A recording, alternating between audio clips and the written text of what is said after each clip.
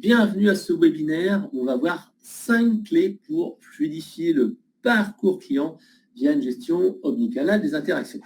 Alors aujourd'hui, en fait, on est deux à co-animer ce webinaire. Alors Ludovic, je te laisse te présenter. Alors aujourd'hui, j'interviens avec la casquette d'Ubicus, c'est-à-dire en tant que directeur général d'Ubicus. Ubicus, ça fait partie du groupe BVA, société spécialisée dans le quality monitoring et le quality management. Et on en parlera un peu plus tard, tant dans les outils que dans l'accompagnement pour le mettre en œuvre et la réalisation pour le compte de tiers. Et le plus souvent, effectivement, on se croise plutôt avec une autre casquette, qui est la casquette élu service client de l'année. Je t'accompagnerai aussi pour commenter les chiffres de l'Observatoire des services clients qu'on fait avec BVA. Qui est une étude qui est extraordinaire, vraiment qui est super intéressante parce que ça permet de voir l'évolution des canaux et je trouve que c'est la référence si on veut vraiment savoir comment ça se passe. C'est gentil. Alors, à la base, c'est une étude interne. Parce que quand on a créé l'Observatoire des services clients il y a maintenant 13 ans, c'était une étude de cadrage finalement pour faire évoluer la méthodologie de l'élection du service client de l'année ou au contraire se conforter dans ce qu'on mettait en place. C'est surtout une étude maintenant qui a de l'antériorité parce qu'on maintient cette étude depuis 13 ans, donc on peut assez bien analyser les tendances sur des périodes longues, pas juste l'effet de bord qu'on a une année à cause d'un événement, mais vraiment les tendances sur une période longue. Et puis ça permet aussi, je pense pour nous, chez du service client de l'année, mais pour plein d'autres entreprises, de pouvoir aussi se poser les questions, de se dire quels canaux ouvrir, pourquoi, comment, etc. Et comme justement aujourd'hui on va parler des différents canaux, c'était plutôt approprié. Alors, j'ai posé un petit sondage là pendant qu'on était en train de parler. On a parlé de quality monitoring. Est-ce qu'il y a des gens qui savent ce que c'est? Alors là, je pense qu'on a un sondage. On a 2 personnes qui ont répondu. Donc, en fait, je pense que tu dois peut-être donner une petite explication ce que c'est le quality monitoring, parce que Ubicus, tout le monde ne connaît peut-être pas, mais le quality monitoring, c'est peut-être un peu plus connu. Donc, je vois qu'il y a encore un nom. Donc, vas-y, si tu peux nous donner quelques... Alors, le quality monitoring, c'est quoi? C'est la mesure de la qualité qui est délivrée par son service client, mais si on va au sens plus large, c'est la mesure de la qualité délivrée. Alors, la qualité délivrée, c'est quoi? Ça veut dire finalement, c'est une grille de conformité sur laquelle on va pouvoir évaluer des critères comme le relationnel, le respect des process, tous les éléments au sens large. On parlait tout à l'heure de mutuelles. Il y a aussi beaucoup d'acteurs dans l'assurance ou dans le bancaire, finalement, qui s'en servent uniquement sur la partie gestion des processus. Est-ce que l'action a bien été réalisée? Est-ce qu'elle est bien rentrée dans l'outil? Est-ce que ça a bien déclenché une autre action par derrière? Donc, sur tout ce qui est conformité et les règles de conformité auxquelles on peut être confronté. Alors, on en parlera un peu plus tard, mais le quality monitoring, en fait, c'est complémentaire de ce qu'on peut appeler la mesure de la qualité perçue. On connaît tous, c'est le NPS, la satisfaction, toutes ces choses-là. Mais on en parlera un peu plus tard. Voilà. Bon, alors, en tout cas, on a ici un certain nombre de votes. Je laisserai encore aux personnes le temps de voter. Donc, on avait plutôt des gens qui sont néophytes sur le sujet. Alors, donc, moi, je me présente à Frédéric Cannevet. Je suis product manager et en charge des projets digitaux chez Eloquent, et en particulier des projets bot. Alors, on va vous faire un résumé du sommaire du webinaire. Donc, on va représenter rapidement qui est Ubicus et qui sont Eloquent. Ensuite, on parlera donc justement des canaux à privilégier, donc cette fameuse étude et du service client de l'année qui permettra de voir où il faut porter vos efforts, quels sont les canaux qui sont privilégiés par les consommateurs, qu'est-ce qu'ils veulent en canaux prioritaires.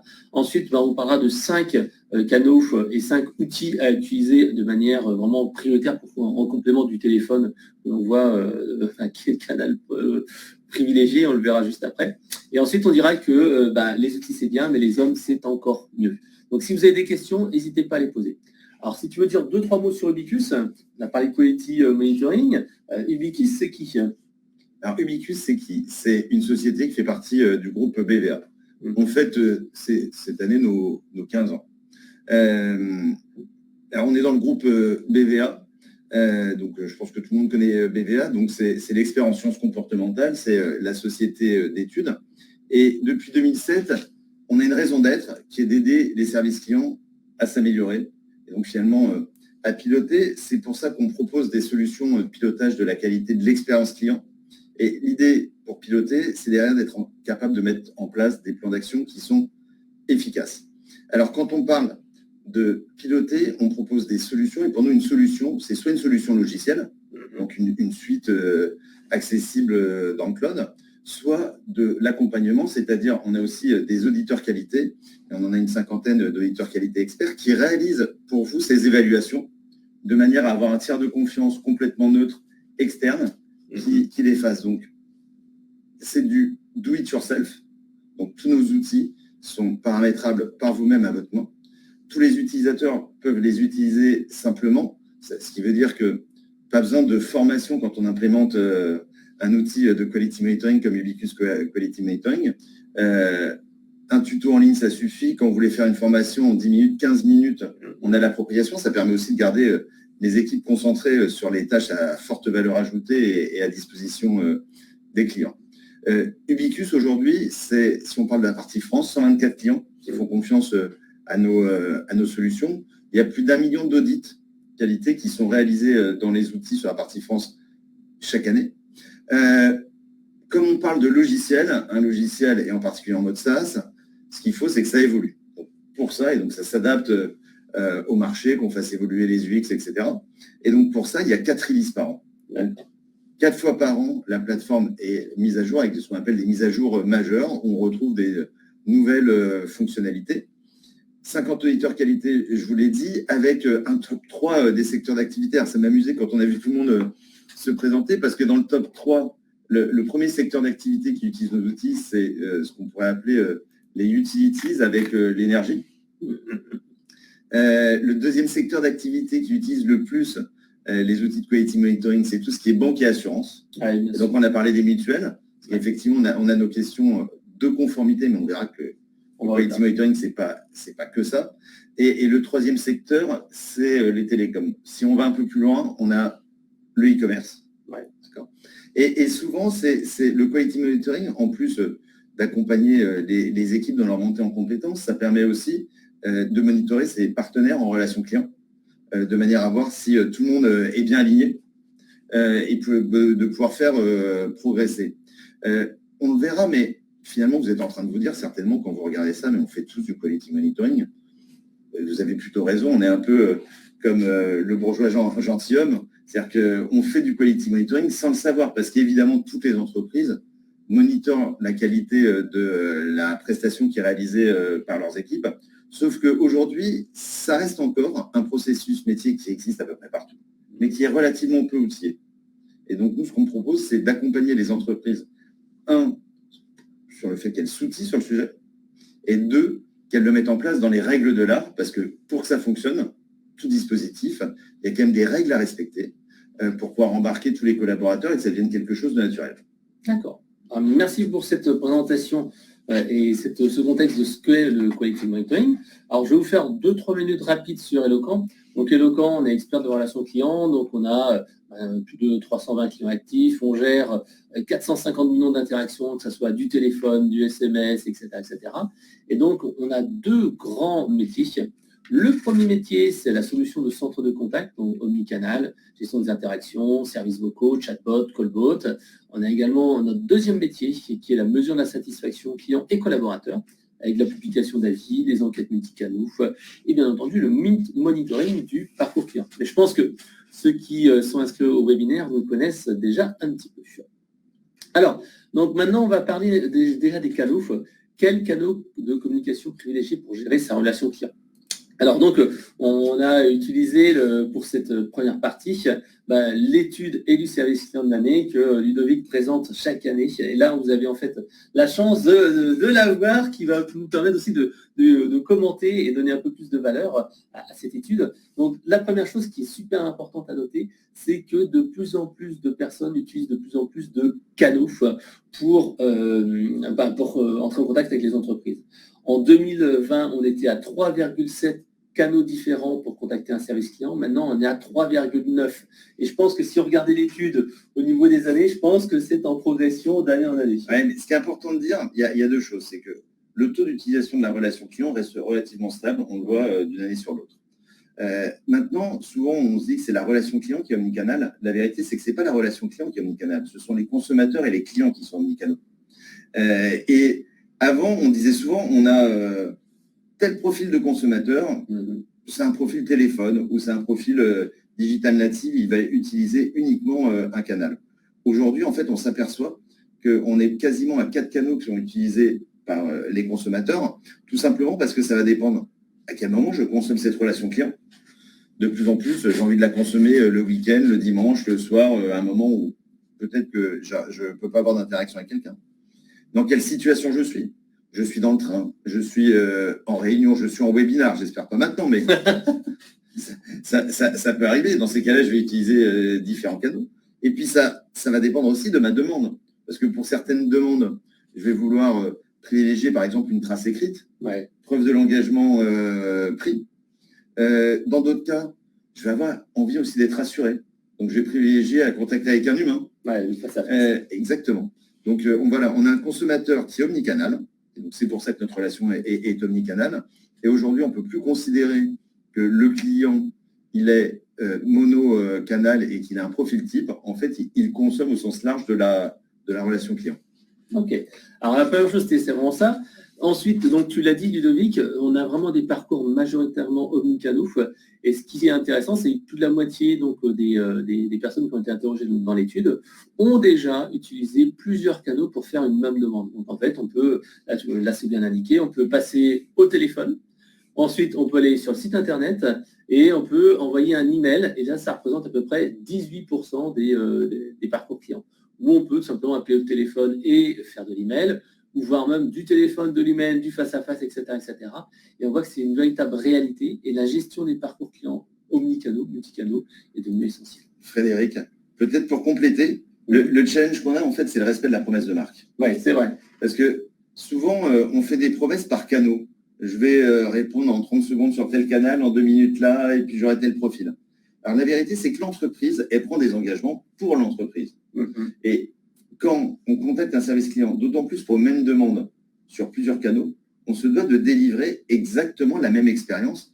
Et la même expérience, c'est pas juste je respecte un process, mais c'est j'ai la même qualité de service, j'ai le même niveau relationnel, donc j'ai adapté en fonction de mes canaux comment je parle à mon client. D'accord. Et si on va un peu plus loin même, sur élu service client de l'année, on voit que ce qui différencie un lauréat d'un non-lauréat, c'est le fait d'être homogène sur les différents canaux. Alors, on a une note qui dépasse sur les lauréats les 16 sur 20, mais sur tous les canaux. Grosso modo, sauf le chat qui est encore un canal qui est en train de se chercher, en tout cas où il y a beaucoup d'expérimentation, toutes les notes sont supérieures à 16. Ouais. Donc, ça veut dire que la qualité, la réponse, la forme, le langage, tout ça sont vraiment homogènes partout. Alors, sans surprise, voilà, on ne va pas révéler quelque chose de totalement inconnu. On voit bien que le canal essentiel reste le téléphone parce que quand j'ai un problème, je veux parler à quelqu'un et je sais que quand j'ai quelqu'un au téléphone, eh ben, il va me répondre. Ensuite, bien sûr, l'email pour la praticité, le canal asynchrone, etc. Et le face-à-face, comme tu l'as dit, quand j'ai besoin d'être rassuré, etc. Après, donc, on voit qu'il y a le site web, d'autres outils. Mais ce qui est vraiment intéressant, c'est que là, donc, c'est des outils considérés comme essentiels. Mais lorsqu'on demande en fait aux gens quel est le canal le plus attractif selon eux, ben, on change un petit peu la donne. On voit en fait que le canal pour eux le plus attractif, ça peut être par exemple le live chat, ce qui est assez étonnant en se disant tiens, les gens privilégient le plébiscite au téléphone et pourtant ils trouvent le plus sympa d'avoir du live chat. On voit également les applications mobiles, on a discuté juste après, un moyen d'avoir directement des informations. Le click-to-call aussi, un outil qui est souvent assez peu déployé finalement dans les entreprises et qui pourtant permet aux consommateurs, aux clients, de pouvoir prendre son rendez-vous, d'avoir un rappel directement par un conseiller, donc une facilité de communication avec l'entreprise. Ce qu'on voit dans ces canaux aussi, c'est qu'il y a beaucoup d'instantanéité. Avant, souvent, on gérait des stocks. Si on parle d'il y a 10 ans ou 15 ans en arrière, on avait du courrier, on répondait à des emails. La norme, c'était aller 4 jours. Ouais. Vrai. Maintenant, la norme sur un email, c'est plutôt la demi-journée. Ouais. Un live chat, c'est dans les 30 secondes, voire dans les 10 secondes. Et donc, les entreprises étaient habituées à gérer des stocks. Maintenant, on doit gérer des flux. Ouais. Des flux, c'est l'instantanéité, c'est la réactivité. C'est aussi ce qui nécessite, et c'est aussi le cas pour Eloquent, d'avoir des outils en mode SaaS, dans le cloud, qu'on peut déployer rapidement, qui sont scalables. Oui, tout à fait. Alors donc nous, c'est pour ça que cette étude-là, elle est vraiment intéressante et ça permet vraiment de voir l'évolution des consommateurs et des clients. Et donc c'est pour ça qu'on dans les 5 clés, on va vous parler de quelques-uns des canaux qui sont les plus attractifs pour les clients, live chat, click to call. Alors mobilité, on n'en parlera pas parce que les apps mobiles, c'est quand même assez particulier, mais également la visio. On voit que la visio, qui était quelque chose qui était quand même assez comment dire, réservé à certains secteurs. Vous voyez, Free qui avait des précurseurs dans le domaine, mais maintenant, on a fait de la visio, que ce soit on a parlé des mutuelles tout à l'heure, la visio-assistance, ça commence à se démocratiser et être de plus en plus utilisé. Alors, il y a un chiffre qui est intéressant, et tu l'as remis il n'y a pas très longtemps, c'est le fait qu'en l'absence d'un canal préféré, en fait, les gens sont prêts à zapper et à changer en fait d'entreprise. C'est ça qui est un petit peu choquant. Et c'est vrai qu'on a vu les résultats de cette étude-là, on se dirait, waouh, si je n'ai pas mon canal privilégié, eh ben, je suis prêt à quitter une marque, d'où l'importance en fait d'aller véritablement choisir les bonnes marques. Et comme tu le disais tout à l'heure, selon le canal, on va avoir tendance à privilégier certains canaux et moins d'autres. Bon, on verra très clairement que le courrier papier, c'est réservé plutôt aux réclamations, etc. Le téléphone, aussi réclamation, mais aussi on peut voir que le face-à-face, c'est plutôt pour se renseigner, voir s'il y a quelque chose d'important, etc. Donc ça, cette étude est assez intéressante puisque ça montre que, par exemple, pour faire du service après-vente ou pour acheter, le chat, en fait, reste un canal vraiment intéressant, alors qu'on a d'autres canaux, comme par exemple les réseaux sociaux qu'on voit ici, qui sont comme en retrait. Et c'est comme plus pour se manifester quand j'ai eu un problème. On m'a pas répondu, j'ai envie de me venger, j'ai envie de me faire écouter de la marque. Et c'est plutôt les réseaux sociaux qui sont en jeu à ce moment-là. Les réseaux sociaux, ça reste la caisse de résonance. Exactement. Aujourd'hui, ce n'est pas utilisé comme un vrai canal de relation client. Et sur les réseaux sociaux, on a aussi une problématique, c'est finalement tout ce qui est données personnelles. Ouais. Et on voit aussi que nos clients consommateurs, qui sont très exigeants là-dessus, n'ont pas toujours conscience de ça. Ils sont capables de mettre des informations sur un mur, etc., qui posent des codes clients, des infos. Exactement. Alors, bien sûr, on a parlé tout à l'heure des attentes. Selon les différents canaux, on voit qu'il y a quand même des niveaux moyens en fait, de satisfaction. Et bien sûr, ça vous permettra à vous de vous mesurer. Si vous faites une enquête, et c'est ce que je vous invite à faire, sur la satisfaction de vos clients sur ces différents outils, vous aurez comme ça un petit benchmark pour savoir où vous en êtes. Et c'est vrai que nous, quand on déploie les bots, très souvent, je mets en vision, dire regardez, voilà, la satisfaction moyenne des bots, c'est 47%. Nous, on va essayer d'arriver à 80-90%. Et si on est en dessous, souvent, je m'en sers aux clients en disant voilà, regardez, il y a des progrès à faire, il y a du travail à faire sur ces éléments. Pour compléter, peut-être, il y a deux choses qu'on peut se dire. Si on veut faire un focus sur les bots, ce qu'on voit, c'est que les bots sont aujourd'hui pas complètement satisfaisants, en tout cas dans la perception des Français.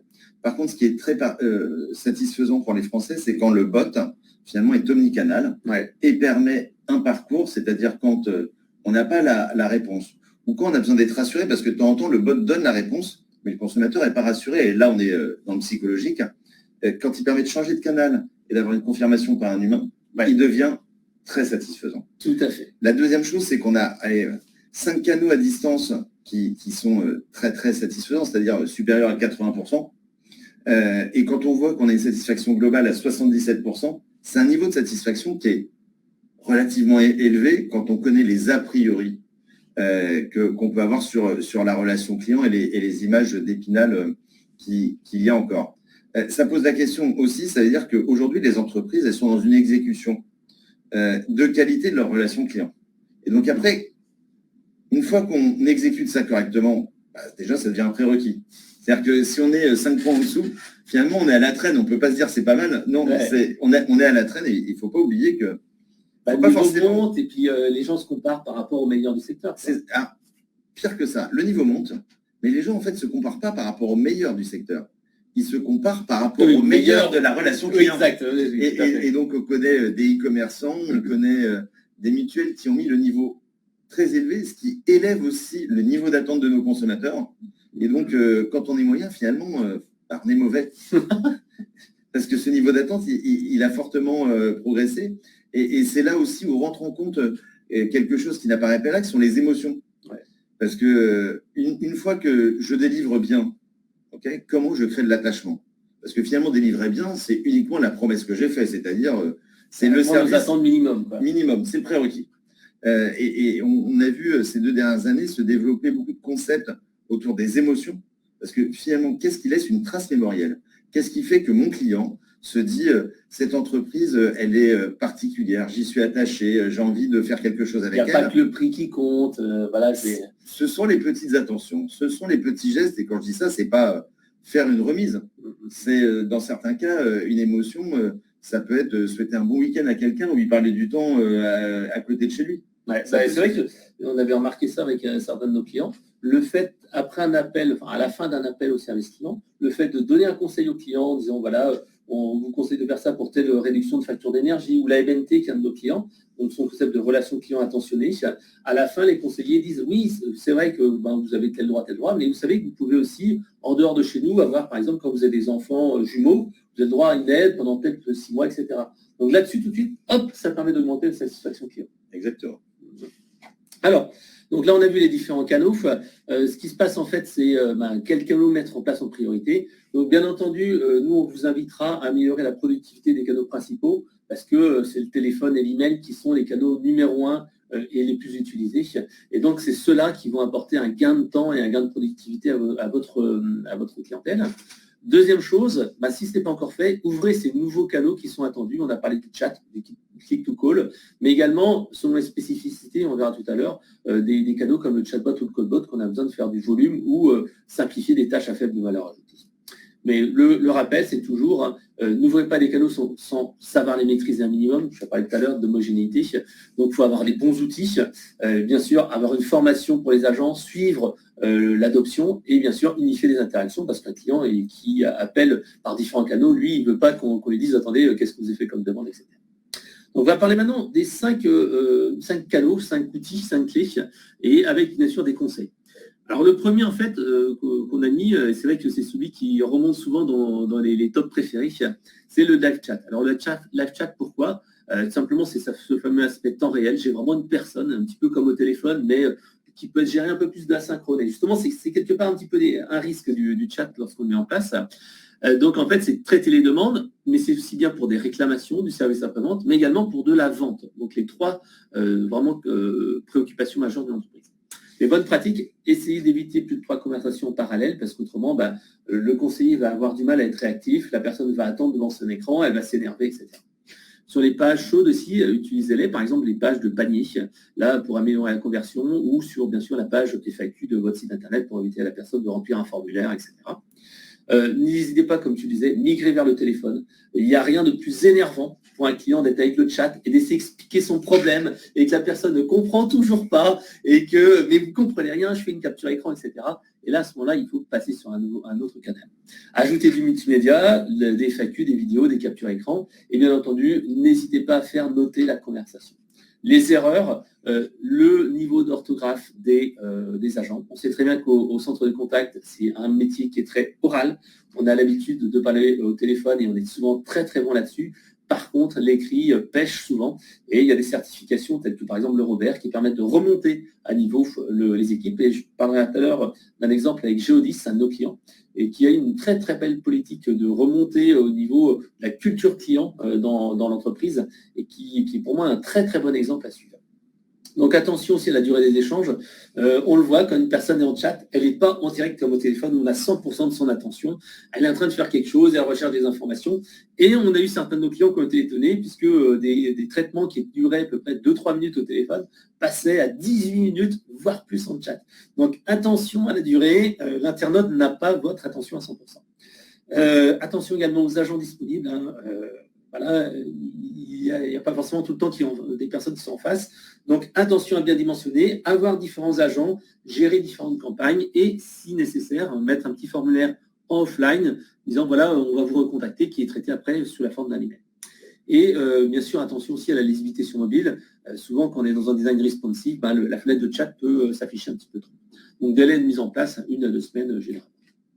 Alors, là, je vous ai montré un peu à quoi ça ressemble. En pratique, comment ça fonctionne. Je vous ai montré le fameux formulaire qui permet de qualifier en amont la personne. qui sert également aussi en offline. Vous avez une personne qui fait un chat à 2 heures du matin, vous allez, peut-être qu'elle est intéressée pour acheter un produit, elle peut comme ça laisser ses coordonnées, vous pouvez après la recontacter au lieu qu'elle parte après ailleurs et qu'elle ne recontacte plus jamais.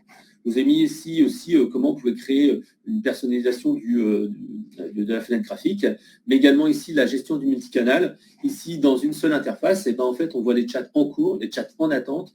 On a ici les réponses, les interactions avec le client, mais également des modèles de réponse. Ça, c'est un gain de temps énorme. Avoir des modèles préparamétrés, sachant qu'il faut toujours laisser un petit peu de liberté et pas faire quelque chose qui est trop monolithique.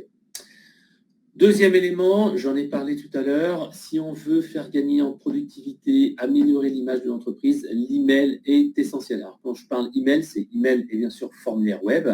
Ça permet tout simplement de faire gagner en productivité l'entreprise avec des réponses personnalisées, définir aussi des SLA. Avec un Outlook, c'est compliqué de se dire que je vous réponds, comme tu disais, en une demi-journée, tandis que avec un logiciel, on verra après, c'est très rapide de dire, voilà, je suis dans les clous ou je suis en dehors des clous. Bien entendu, on va donner une image plus professionnelle grâce au modèle de document, à une meilleure réactivité. Les bonnes pratiques sont simples. Commencez avec des règles d'attribution, selon les compétences, des règles de routage, etc. Mais faites simple. Les outils permettent de faire énormément de choses, mais nous, on voit qu'il vaut mieux commencer simple, puis après, aller sur des choses un peu plus fines. Les modèles d'emailing, essentiels, les modèles de réponse, humaniser les communications, n'hésitez pas à mettre des photos des personnes si vous le pouvez, par exemple la photo de la personne de la relation client, dites je, osez dire nous dans les communications et pas trop institutionnel. Et adapter bien sûr les champs du formulaire sur les demandes clients, si une personne a telle demande, des champs sont visibles ou pas. Important pour simplifier le parcours du client. Les erreurs, ça aussi c'est vraiment important et à chaque fois qu'on met en place chez les clients, c'est important de se dire qu'on ne va pas retrouver la simplicité et l'agilité de l'Outlook. Il faut accepter d'avoir plus de rigueur, plus de contraintes, mais qui vont au final gagner en productivité. Une solution d'email industrielle, entre guillemets, n'est pas une solution agile à la Outlook où on se partage une boîte et puis on répond comme on veut. Et bien sûr, comme je disais, faites attention entre le rêve et la réalité des besoins. On est tout le temps tenté avec nos clients de faire des choses très compliquées et finalement, il faut aller à l'essentiel. Frédéric, peut-être pour compléter une petite remarque qui est liée à élu service client de l'année, surtout, pensez pas que c'est un one-shot. La mise en place d'un outil email, c'est une démarche en fait qui est permanente, en particulier sur la base de connaissances et sur les modèles. Parce que souvent, lors d'élu service client de l'année, on trouve des emails qui datent un petit peu, et tout le monde dit « Ouais, mais on l'a fait il y a 2 ans. » Mais si on l'a fait il y a 2 ans, nos consommateurs, en 2 ans, ils ont évolué, nos process, ils ont évolué, nos outils, ils ont évolué.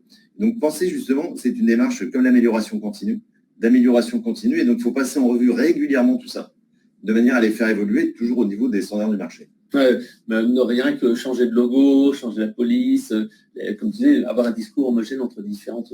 Ouais, ou changer le ton. Imaginez que votre communication a changé, que vous avez un nouveau slogan, que vous avez une nouvelle manière de vous adresser à vos clients. Souvent, on pense à le faire au téléphone, et on forme tout le monde, mais on peut oublier la charte rédactionnelle et la partie écrite. Tout à fait, très juste.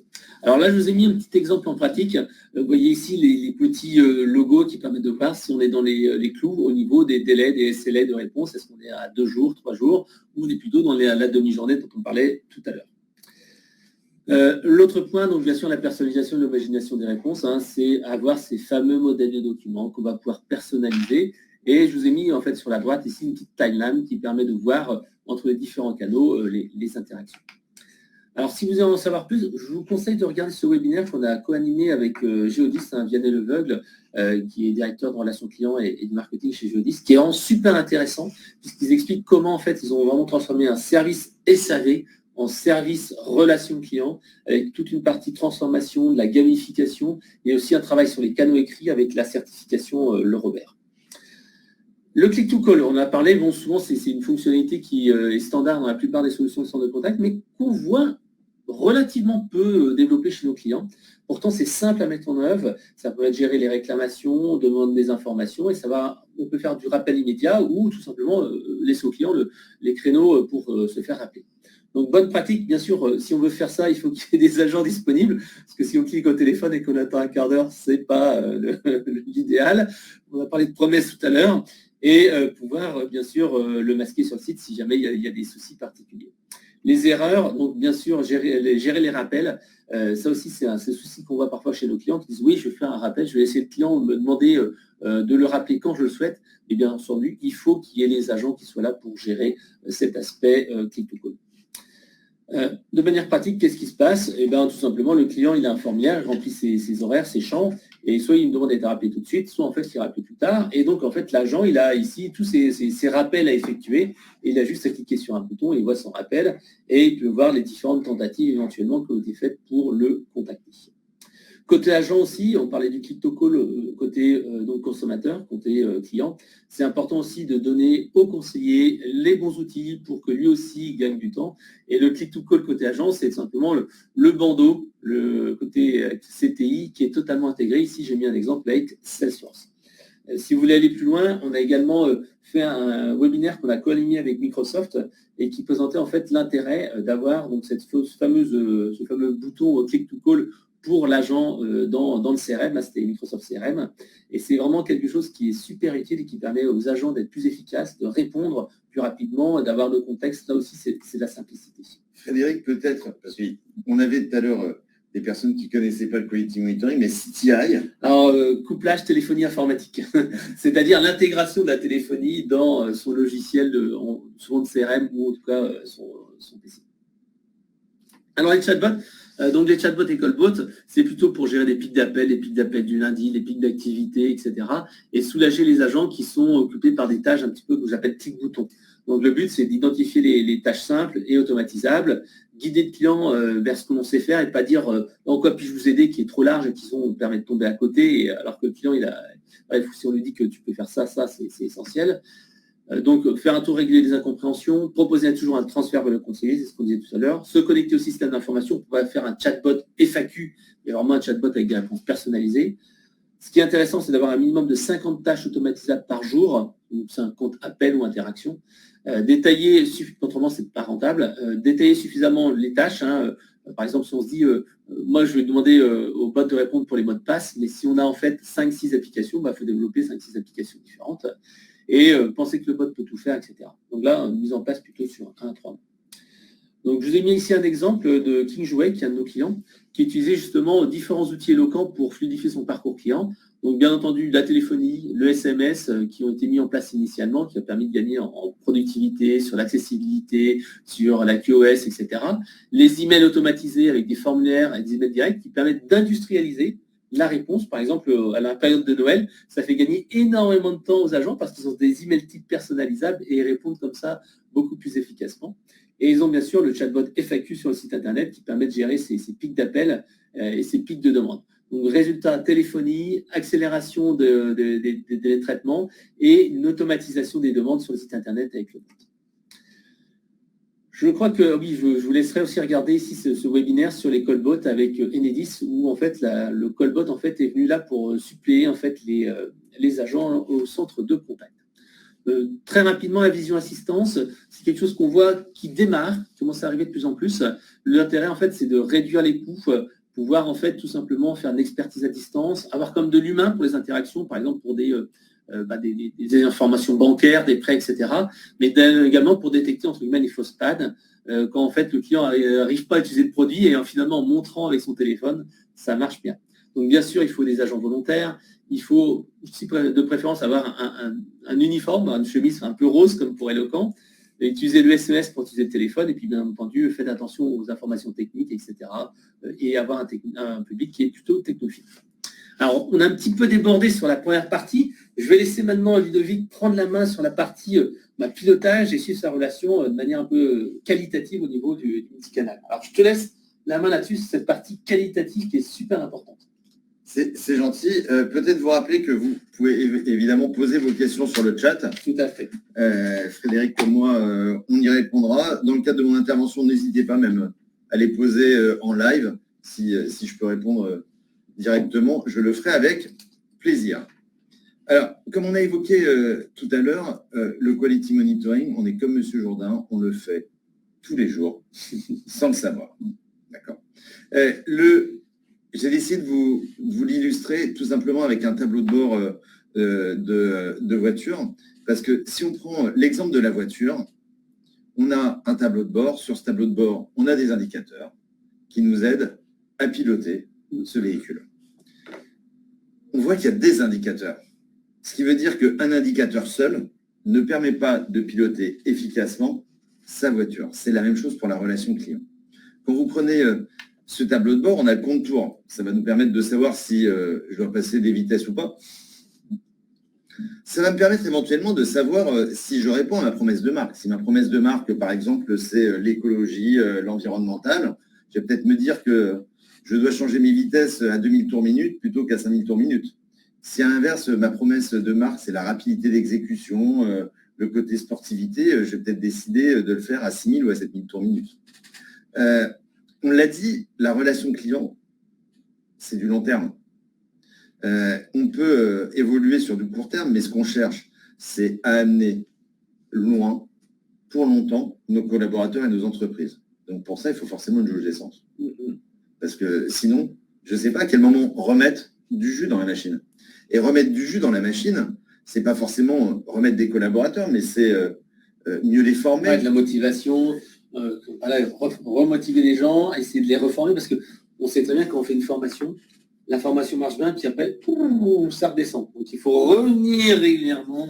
Alors, on sait si une formation marche bien, plutôt avec du quality monitoring qu'avec le questionnaire qu'on a en fin de formation, où souvent on juge le fait que la journée était sympa, qu'on n'a pas fini trop tard et qu'il y avait du café, que l'appropriation. Ce qui compte dans une formation, c'est l'appropriation de ce qu'on a appris. C'est comment je vais m'en servir et que ça va être facilitateur tous les jours dans mon métier.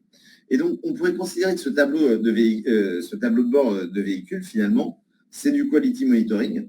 Ça nous donne des indicateurs en relation client. On pourrait très bien se dire que ce tableau de bord, c'est où en est ma qualité délivrée, le quality monitoring, où en est mon niveau de satisfaction, ma qualité perçue, où en est mon niveau de recommandation, mon NPS, etc. etc. Et c'est ça qu'on a appelé du quality monitoring, mais en fait, ça ne suffit pas. Parce que si j'ai juste une photo, je sais juste ce qui se passe, ce qui compte, c'est quel levier... Hop, pardon, j'ai cassé. Voilà. Quel levier j'ai actionnable. Et c'est pour ça que l'évaluation, la mesure, c'est bien. Ce qui compte, c'est l'aide à la prise de décision. Et donc, avec un outil de quality monitoring accessible en ligne, partagé à tous, c'est-à-dire que cette information, elle n'est pas faite que pour vous, elle est faite aussi pour vos collaborateurs, vos agents. Pour qu'ils puissent s'améliorer eux-mêmes. On n'a pas de collaborateurs qui ont de mauvais fonds. De temps en temps, ils font des bêtises, pas volontairement, parce qu'ils ne savent pas, ou parce qu'ils ont pris un mauvais pli et qu'ils pensaient que c'était bien. Et donc, quand on passe du quality monitoring, qui est finalement la mesure, la photo, au quality management, ça veut dire je mets en place des plans d'action efficaces. Et donc, ça veut dire juste, pas je fais que mesurer, mais je mets en place des workflows, de l'alerting.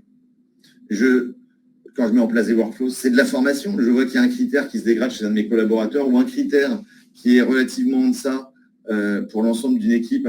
Je forme ou je revois le process. Peut-être qu'il est plus adapté.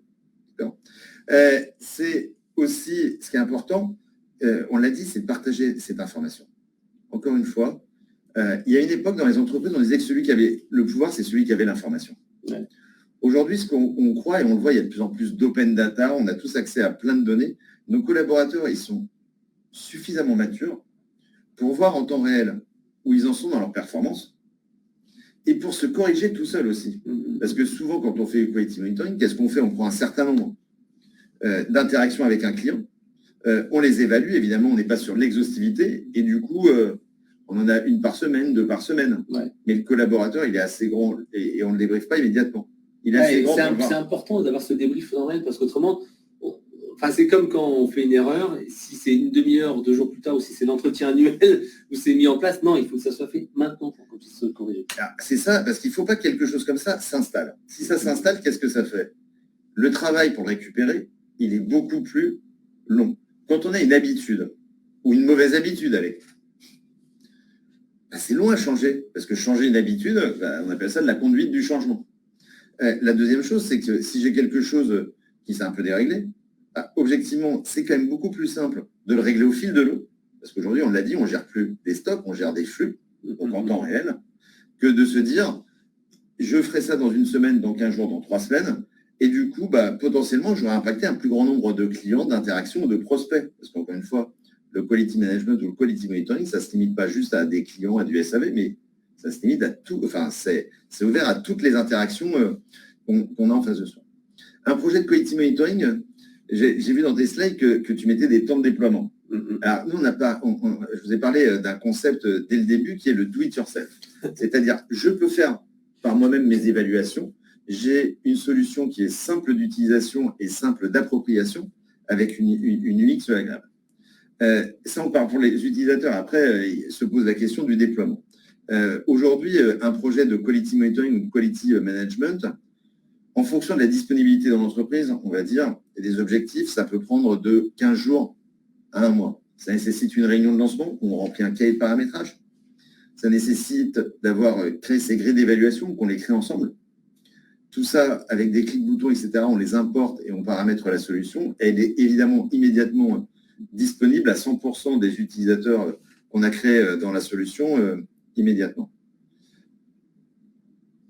C'est bien, mais aujourd'hui, on a l'IA aussi. Ouais. Et demain, de plus en plus, on a l'IA parce que ce qu'on veut, c'est concentrer nos collaborateurs sur les tâches à forte valeur ajoutée. Ouais. Celle qui va dégager de l'attachement, de la fidélité, de la recommandation, du chiffre d'affaires ou de la marge additionnelle.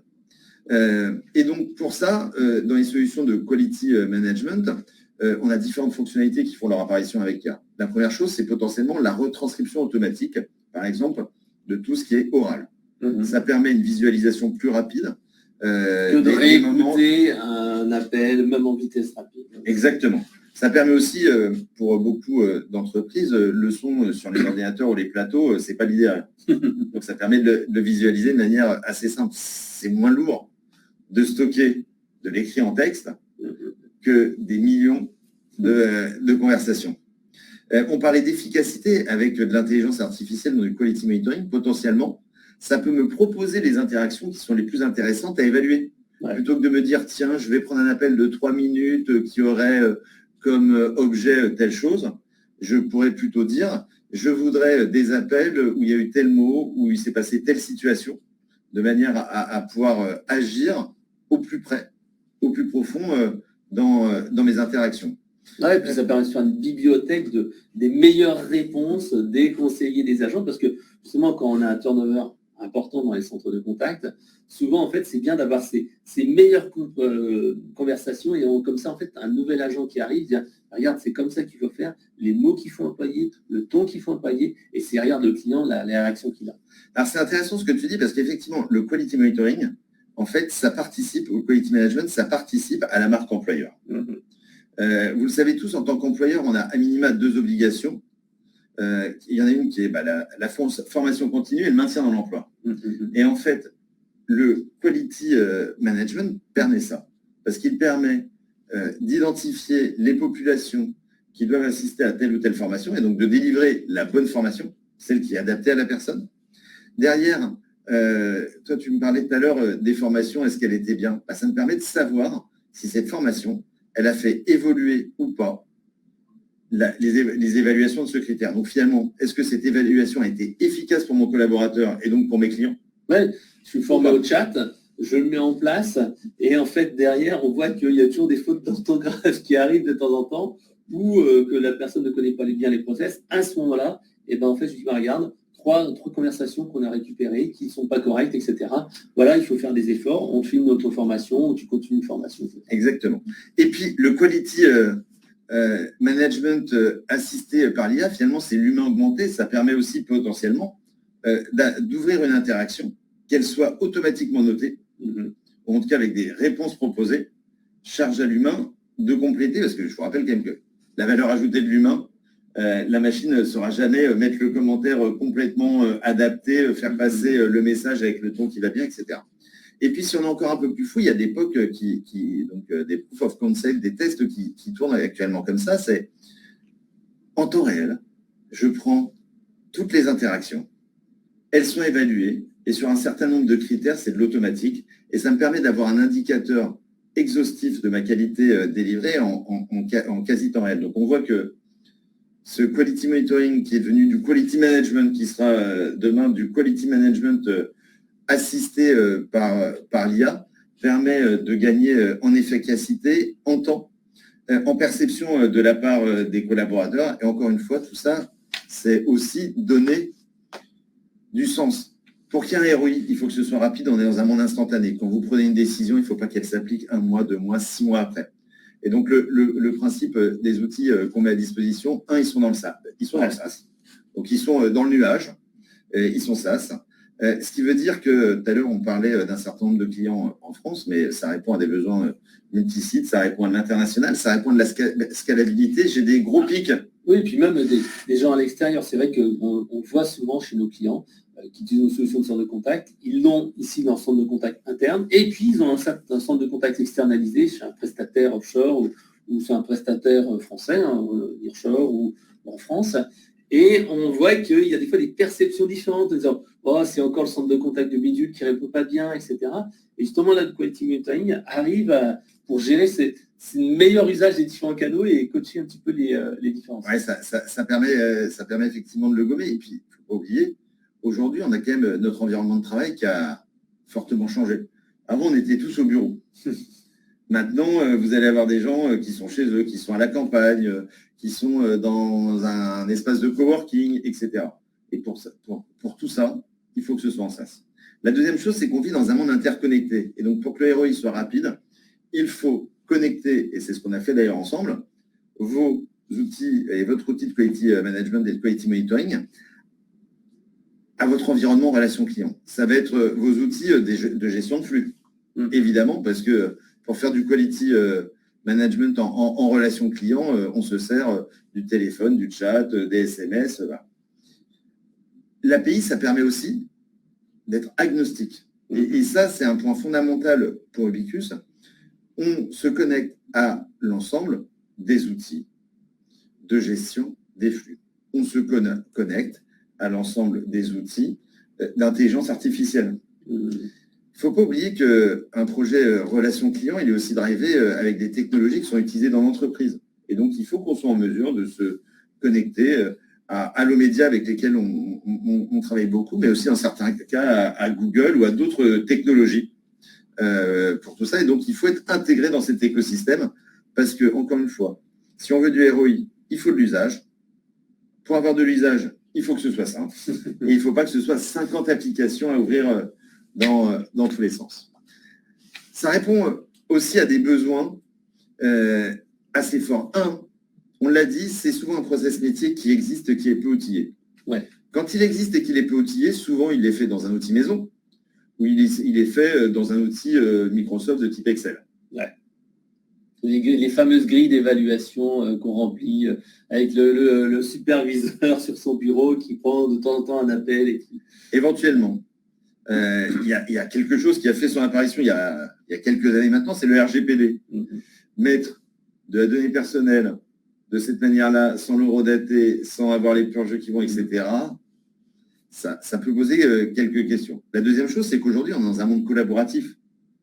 Et quand on se dit multi-site, multi-personnes, etc., pour ça, il faut des interfaces spécifiques, il faut de l'UX, il faut être capable de créer des workflows, il faut que ce soit sympathique, que ça prenne le minimum de temps, il faut qu'on ait une fiabilité de la donnée, il faut qu'on ait un reporting qui soit accessible depuis un mobile, on est en mobilité, etc. On a parlé de RGPD pour le côté réglementaire, mais on a aussi toutes les problématiques de sécurité. Je dois garantir à mon client que sa donnée, elle est en sécurité. On sait tous les effets actuellement des piratages, des ransomware qui peuvent exister. Ça, une solution maintenue, surveillée, etc., le permet. Un peu moins des fichiers déposés sur un réseau. Ce qu'on veut, c'est du temps réel avec de la prise de décision. Et donc, pour ça, encore une fois, partage de l'information. Je dois, si je détecte une situation positive ou négative, être capable d'envoyer un email, être capable de faire ressortir un pop-up, être capable de déclencher une tâche dans un CRM, de manière à pouvoir la traiter. Pour être efficace, en fait, on doit être actif, on ne doit pas être passif. Et donc, avoir un outil de quality management intégré à son environnement, ça vous permet d'être actif, de réagir plus rapidement. Et si on réagit plus rapidement, Ça permet soit de développer du chiffre, soit de le défendre, soit de mieux accompagner ses collaborateurs dans la maîtrise de leur poste et donc dans leur bien-être au travail. Et on connaît les différents concepts, par exemple, chers à l'Académie du service, autour de la symétrie des attentions. Si on veut que nos collaborateurs prennent soin de nos clients, il faut qu'on prenne soin de nos collaborateurs. Et un outil de quality management, ça permet aussi ça. Alors, maintenant, tu veux nous parler peut-être d'un exemple pratique. C'est ça. Alors, toi, tu es venu avec beaucoup d'exemples pratiques. Mais tu m'as laissé un petit peu moins de temps, car je crois qu'on se quitte d'ici 10 minutes. Oui, mais on va dépasser un petit peu pour les questions-réponses. Alors, on est venu avec un cas pratique. Le cas pratique, c'est une solution qu'on a déployée chez Ocean Call. Alors, pour ceux qui ne connaissent pas Ocean Call, c'est un prestataire en relation client. Ils ont à peu près le même âge que nous, parce qu'ils ont 15 ans aussi. 4 sites de production. Donc, France, Serbie, Madagascar, île Maurice, il y a 800 collaborateurs qui sont connectés sur les outils avec un site de production, enfin avec une production 24 heures sur 24, 7 jours sur 7, en 20 langues. Oula. Oui, c'est vraiment c'est pour ça aussi que tout à l'heure je vous parlais de la France, mais Ubicus, c'est pas que français. Les outils sont déployés aujourd'hui dans plusieurs langues et demain, on pourra ajouter autant de langues qu'on le souhaite. Et c'est important parce qu'il faut être dans la langue de l'utilisateur pour que ce soit efficace. La raison d'être du projet, quand Tom Tardieu nous a consulté pour déployer un outil de quality monitoring, il voulait que sa croissance ne soit pas destructrice de valeur pour ses clients et ses collaborateurs. Recruter de nouvelles personnes et avoir une qualité de service qui est moins bonne, c'est comme ouvrir un nouveau canal téléphone, chat, mail, etc. Si c'est pour répondre moins bien parce que les gens ne sont pas formés, qui n'ont pas le bon discours, ça va être un aspect déceptif. Donc voilà. La deuxième chose qu'il voulait, c'est pour se différencier sur son marché, il voulait être transparent avec ses clients et que ses clients aient accès en temps réel à ses évaluations. Donc, ce qui veut dire que ses clients donneurs d'ordre, en temps réel, étaient en capacité de pouvoir voir si le niveau... Et là, on parle bien de qualité, on ne parle pas des niveaux classiques qu'on mesure, la DMT, le taux de service, etc. Mais si la prestation rendue était au niveau de ce qui avait été vendu et de ce qui était attendu par le client. Et donc, mettre en place des tableaux de bord accessibles en temps réel. Quand il nous a choisi pour plusieurs choses. La première chose, c'est que c'est un outil qui est simple. Quand on est prestataire en relation client, quand on gère un plateau de relations clients, on sait que ce qui compte avant tout, il y a la formation, mais il y a aussi le temps disponible du conseiller pour être avec son client. Et donc, quand on déploie des nouveaux outils, il faut que l'adoption soit immédiate, que l'UX soit simple. Et donc, c'est ce à quoi répondait Ubicus Quality Monitoring. La deuxième chose, il fallait qu'une entreprise qui soit capable de l'accompagner dans son déploiement. Parce que quand on gère un projet, on sait bien qu'en général, on a un groupe projet, qu'il faut l'animer, qu'il faut créer de la proximité et que tout ça, c'est plutôt du partenariat. L'autre chose, c'est la réactivité. On l'a dit, il y a plein d'outils de quality monitoring et de quality monitoring. Il y a peu d'outils de quality management. Faire l'évaluation, on va dire que c'est la partie simple. Quelle décision et comment je la prends? Quand j'ai 800 collaborateurs, comme c'est le cas d'Ocean Call, comment j'identifie en temps réel le collaborateur qui est en difficulté ou qui est en souffrance et comment je l'accompagne pour qu'il s'améliore ou comment tout simplement je le soulage pour lui dégager du temps sur de la formation? Tout simplement avec des workflows, avec de l'alerting, avec des processus. Comment je vérifie que ces 800 collaborateurs ils sont montés en compétences? Pareil. Et donc pour ça, il faut un outil. Et l'idée, encore une fois, c'est l'efficacité. Donc, c'est comment je cible de manière efficace. Un an après, on lui a posé quand même la question de savoir c'est quoi le ROI. Est-ce qu'on continue ou pas? Parce que quand on déploie un projet, dans certains cas, on fait des pilotes, en tout cas, on teste, on expérimente, on adapte. Et puis, à la fin, soit on déploie, soit on décide d'arrêter parce qu'on n'a pas créé de valeur. Et c'est bien normal. On va dire qu'il y a deux activités principales. Une activité principale qui est la relation client. Et donc, une de ses missions, c'est de fidéliser. Et là, sur cette activité relation client, après avoir mis en place ces processus et cet outil, il considère que chez ses clients finaux, il y a une hausse de la fidélité de 5 à 30%. Quand on sait la difficulté, ce que peut coûter de créer de la fidélité, ça vaut la peine de s'outiller un petit peu. La deuxième chose, OceanCall fait aussi des appels sortants, de la télévente, développement. Et là, ils ont considéré que grâce à l'outil Ubiquus Quality Management, ils avaient augmenté leur taux de transformation de 15%. C'est énorme quand tu restes sur des bons niveaux d'appel de joignabilité. Et donc, c'est vite beaucoup d'argent et ça se transforme en ROI rapide. Pour OceanCall, mais comme pour tous nos clients, la prochaine étape du pilotage de qualité, c'est l'humain augmenté. C'est comment une partie de ces tâches à moyenne valeur ajoutée d'évaluation de certains critères ou de tous les critères peuvent être faites de manière automatique. C'est comment aussi je cible mieux les interactions à évaluer. Ouais. Parce que si je cible mieux, je serai plus efficace, je serai plus rapide, j'aurai un niveau d'effort qui sera moins. Donc voilà ce que je souhaitais partager avec vous autour du quality monitoring et du quality management. Maintenant, place aux questions, Frédéric. Oui, tout à fait. Alors, je ne sais pas s'il y a déjà quelques questions. On va passer juste à la petite conclusion et on passe aux questions. Donc, ce qu'il fallait retenir, c'est que les exigences clients sont en hausse. À vous d'être à la hauteur. Le multicanal est devenu la norme, on l'a vu, 4 canaux quasiment utilisés lors d'un échange avec un service client. Les outils ne font pas tout, il faut aussi savoir bien les utiliser. Le quality monitoring permet donc de vérifier que les agents s'approprient bien les outils, les discours et qu'ils savent les utiliser. Et nous, ce qu'on vous invite à faire, c'est mettre en place un pilote pour gérer un nouveau canal ou pour piloter les interactions clients et la qualité de service perçue. Alors, le plan d'action, je vous le laisserai pour découvrir quand vous recevrez les slides. Je vous propose qu'on passe à la session de questions-réponses. Alors, on va reprendre. Alors, je vous ai un petit onglet qui vous permet de poser toutes vos questions. Alors, je vais revenir au départ. Donc, il est 10h27. On va se prendre 10 bonnes minutes, 15 minutes de questions-réponses.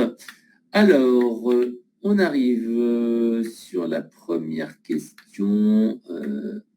La mesure de la qualité des appels. Oui, je pense que c'était la question, qu'est-ce que le quality monitoring? Et là, c'était la qualité des appels, pas que la qualité des appels. Je pense qu'on va même au-delà de ça. Non, mais Frédéric, tu as raison. Aujourd'hui, la relation client, on a dit, elle est omnicanale. Elle est multicanale, ce qui veut dire qu'une solution de quality monitoring, et comme les solutions éloquentes, on a de la voix, on a de l'écrit, et l'écrit, il est multiple parce que on va avoir du chat, on va avoir des emails, on va potentiellement avoir des SMS, on pourra avoir du WhatsApp, etc., etc. Alors, donc une question, avez-vous des résultats dans le domaine du médicament? Alors, il faudrait peut-être préciser un petit peu la question, parce que est-ce que c'est des résultats sur l'optimisation des canaux ou pas? Alors, dans l'industrie service d'année, je ne pense pas que vous ayez une catégorie dédiée aux médicaments. Alors aujourd'hui, chez l'U-Service Terminal, il n'y a pas de catégorie autour de la santé, en tout cas des produits médicaux. Par contre, c'est une question que nous posent de plus en plus les laboratoires, parce qu'avant, ils s'adressaient relativement peu à leurs clients finaux. Ouais. Ils s'adressaient beaucoup aux prescripteurs ou à ceux qui délivraient, grosso modo, pharmaciens ou médecins. Alors que maintenant, sur quasi toutes les boîtes de médicaments, vous avez un numéro de téléphone. Pour des conseils d'usage, etc., pour plein de questions. Vous avez souvent maintenant des chats ou formulaires et web. Donc, de plus en plus, l'industrie pharmaceutique s'intéresse à la relation client, mais la relation client, on l'a dit, elle est multiple. À la base, ils étaient plutôt sur du B2B. Maintenant, ils sont de plus en plus sur du B2B2C. Il y a d'autres secteurs comme ça qui ont évolué un petit peu en avance sur l'industrie pharmaceutique, quand on prend par exemple les services prépayés aux entreprises, tickets restaurants, chèques déjeuner, etc.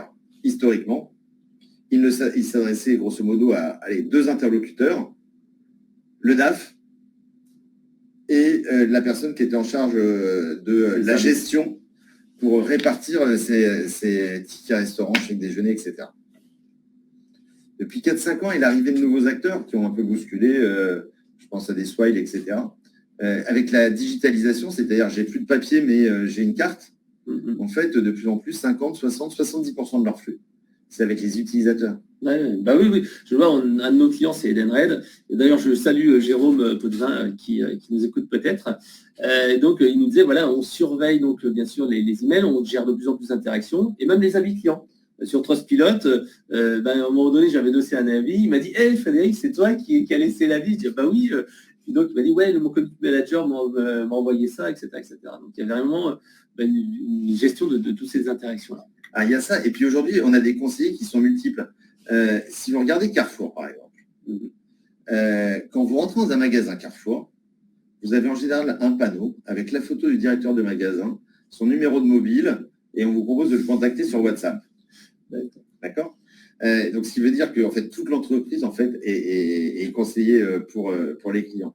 Quand, je ne crois pas cette remise des prix, mais il y a 2-3 ans, Jacques-Antoine Granjon et Laurent Tupin de VP, Laurent, il racontait peut-être le premier conseiller de l'entreprise sur les réseaux sociaux, c'est le boss. Ouais. Parce qu'il a des alertes, il surveille tous les jours, il répond lui-même, et éventuellement, derrière, il vient nous voir en disant il faudrait quand même réagir. Alors, je ferai un clin d'œil à Chantal, qui justement est une grande fan de ça, qui a mis des relations maintenant privilégiées avec des personnes de chez Free.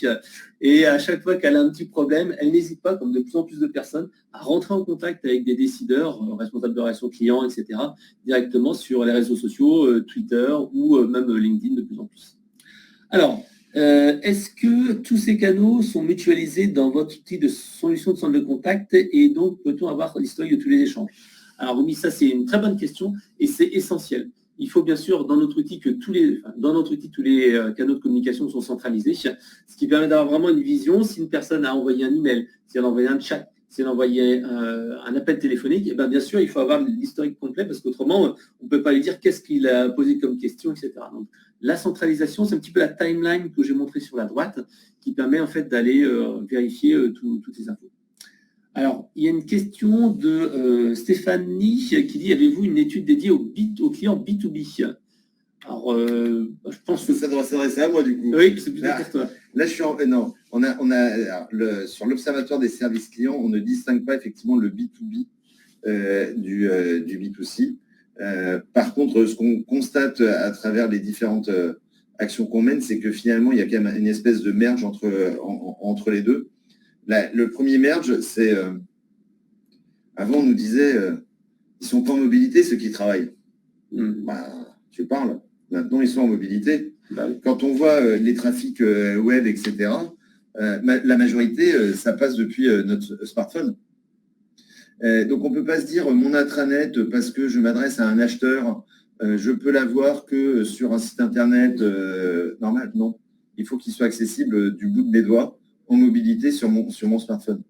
Et donc, tout ça, c'est en train de se rapprocher et les exigences qu'on a en tant que professionnel, on les a aussi en tant que particulier. L'augmentation de la rapidité de contact, c'est aussi certainement lié un petit peu aussi aux professionnels. Et dernier point, il ne faut pas oublier qu'aujourd'hui, on a un énorme défi à relever, c'est que le temps de l'entreprise, ce n'est pas toujours le temps de nos clients. Ouais. Et il faut qu'on arrive à aligner les deux. Parce qu'on se dit, oui, mais moi j'ai un process, tu comprends, j'ai de l'escalade, ça va passer chez machin, puis chez bidule, et puis après on aura une réponse. Ah ouais, mais si vous étiez consommateur, est-ce que vous l'accepteriez? Exactement. L'empathie, se mettre à la place du client. Alors, une question d'Elisa, je crois. Est-ce qu'il est possible d'acheter votre module chat en autonome? Alors, non, puisqu'en fait, justement, nous, on a cette vision de communication unifiée et on veut tout simplement qu'il n'y ait pas un module chat d'un côté où les gens ne sont pas dispo, parce qu'on le voit bien, on a des agents comme ça qui ne sont pas dispo tout le temps et en fait, il faut qu'ils soient sur le téléphone, le chat, etc. et pouvoir basculer les agents entre les différents canaux. Alors, combien coûte un chatbot? Un chatbot, en fait, on va dire que la mise en place coûte entre 12 000 et 15-20 000 euros et un abonnement d'un minimum de 650 euros par mois. Alors, pourriez-vous expliquer au workflow dans ce cadre-là? Alors, qu'est-ce qu'un workflow dans le cadre de la solution de quality monitoring? Qu'est-ce qu'on peut faire? Alors, un workflow, c'est un enchaînement d'actions qui sont liées finalement à des conditions. Alors, par exemple, si je m'aperçois qu'un conseiller baisse sur tel item, je peux déclencher une formation en ligne, vérifier qu'il a réalisé cette formation, et derrière voir, par exemple, si cette action de formation a porté ses fruits. Je pourrais avoir un autre workflow qui serait, par exemple, il s'est passé une situation inacceptable. Donc, on a détecté, je ne sais pas moi, par exemple, ce qui n'arrive évidemment jamais ou très rarement, une réponse fausse, complètement fausse, qui pourrait nuire au client, créer du réappel, etc. Je pourrais derrière automatiquement générer une tâche dans un outil de CRM, par exemple, qui dirait qu'il faut rappeler le client pour lui réexpliquer ou échanger avec lui sur sa problématique et lui donner la bonne réponse. Donc voilà, c'est ça un workflow, c'est un enchaînement de tâches conditionnelles en fonction du résultat d'une évaluation. Ok. Alors une question, est-ce grave d'avoir des fautes d'orthographe dans les chats? Alors je dirais que, en fait, on pardonne bien entendu dans la chat d'avoir des fautes parce que tout simplement on tape en temps réel, etc. En revanche, en fait, quand le client, déjà aussi, il y a certaines populations qui sont quand même très très sensibles à l'orthographe. Et on avait fait une petite étude il n'y a pas très longtemps. Et le fait d'avoir des fautes d'orthographe dans une page, dans un site internet, est un facteur en fait de décrédibilisation de la qualité d'entreprise. Et le dernier point, c'est que forcément, quand une personne, en fait, elle a quelqu'un au téléphone, enfin par le chat, qui fait une faute, elle se dit, mais si la personne ne répond pas bien au chat, peut-être que la réponse que j'ai eue également qualitative n'est pas la bonne. Donc, quelque part, avoir des fautes d'orthographe nuit à l'image de l'entreprise et à la certitude de la qualité de la réponse. Tout ça est un petit peu lié. Alors, il faut pas oublier aussi que des écrits restent, les paroles s'envolent. Ouais. Souvent, dans un chat, je peux archiver la conversation, je peux l'imprimer, je peux la partager, la montrer à des gens. Et donc, effectivement, en termes d'image, finalement, c'est relativement grave d'avoir des fautes dans un chat. Par contre, ce qu'il faut dans un chat, c'est adapter son mode de communication. Dans un chat, on peut accepter quelques abréviations. Mm-hmm. On peut accepter quelques raccourcis qu'on ne ferait pas ni par courrier, ni par email. Ouais, tout à fait. Alors, comment mesurez-vous le facteur fidélisation dans le processus de quality management? Le NPS, c'est de l'engagement, donc pas suffisant pour cerner l'adhésion. Merci de partager votre expérience. Alors, en fait, c'est ce que j'expliquais au début, c'est que le quality monitoring ne se suffit pas à lui-même. Il fait partie des indicateurs indispensables pour être capable de piloter de manière opérationnelle sa relation client. Il faut le croiser avec des critères de fidélité, d'engagement, de NPS. Et donc ça, c'est pas le quality monitoring qui est capable de vous calculer la fidélité, c'est quand vous corrélez un indicateur de fidélité type CSAT ou à du quality monitoring et à l'évolution des notes. D'accord. Alors, comment avoir un bon retour d'analyse sur une autre langue, que ce soit en vocal ou en écrit? Alors, le quality monitoring, aujourd'hui, dans 98% des cas, il est fait par des humains. C'est-à-dire qu'on a des auditeurs qualité multilingues, en général natifs, qui font ces évaluations. Quand on parle d'IA, en fonction des fournisseurs de solutions d'IA qu'on couple à Ubiquus Quality Management, soit ils seront multilingues, mais ils auront toujours des langues dans lesquelles ils seront meilleurs que d'autres, soit ils seront monolingues, on va dire, et dans ces cas-là, il faudra en raccorder plusieurs. Alors, une question. Alors là, malheureusement, je ne pense pas qu'on pourra y répondre. C'est Nancy qui dit pour la télévente, appel sortant pour vendre. Avez-vous, vous aussi, des soucis de clients qui mettent des numéros de téléphone affichés en fraude sur leur GSM? Alors ça arrive très souvent. Même pas plus tard que hier, j'appelais un ami, il me dit « Mais comment ça se fait qu'on voit le nom de ton entreprise quand tu m'appelles ?» Et c'est vrai que de plus en plus de gens, comme ça, flag le numéro de téléphone, et c'est vrai que c'est un petit peu compliqué, et souvent il y a parfois plusieurs numéros. Donc des entreprises qui changent en fait des numéros pour les appels sortants, bien sûr pour les appels sortants, pas pour l'entrant, je précise. Alors, est-ce qu'il y a une autre question? Alors, quelle est la fiabilité des solutions de Speech Analytics Voice Recognition pour analyser automatiquement la qualité de la réponse fournie par les conseillers versus une évaluation par un humain? Alors, c'est cette partie IA. Ah oui, alors sur l'IA, Elisabeth, vous avez raison. Aujourd'hui, sur de l'IA, on évalue certains critères qui sont souvent des critères de forme. Est-ce que j'ai une phase de reformulation? Est-ce que j'ai accueilli correctement mon client? Est-ce que j'ai fait la consolidation en fin d'appel? Est-ce qu'il y a des fautes d'orthographe, etc. Aujourd'hui, nous, on n'a pas trouvé, mais peut-être qu'on n'a pas suffisamment cherché, de solution qui était probante sur la qualité et l'analyse de la qualité de la réponse. C'est pour ça que je vous parlais d'humain augmenté.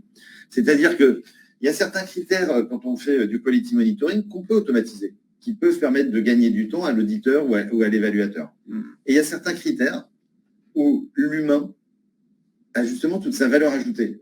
Quand on a connu dans le bancaire, par exemple, les murs d'argent avec l'automatisation des tâches à faible valeur ajoutée, c'était pour que les conseillers bancaires se consacrent sur les prêts, sur l'accompagnement de clients, etc. C'est exactement pareil pour le quality management augmenté par l'IA.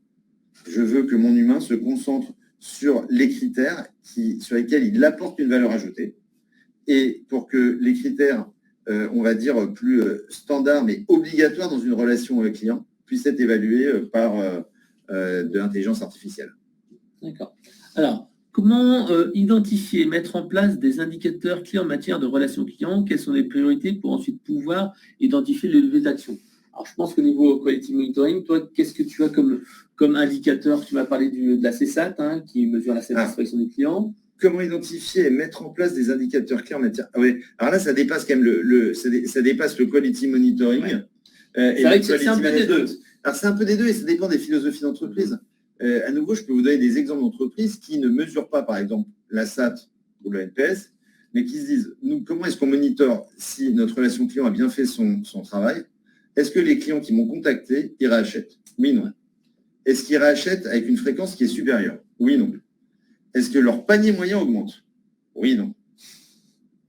Et ils se disent que finalement, la finalité d'une entreprise, c'est de développer sa relation avec son client. Et que si ce client, il la développe, finalement, ils ont rempli leur mission de relation client.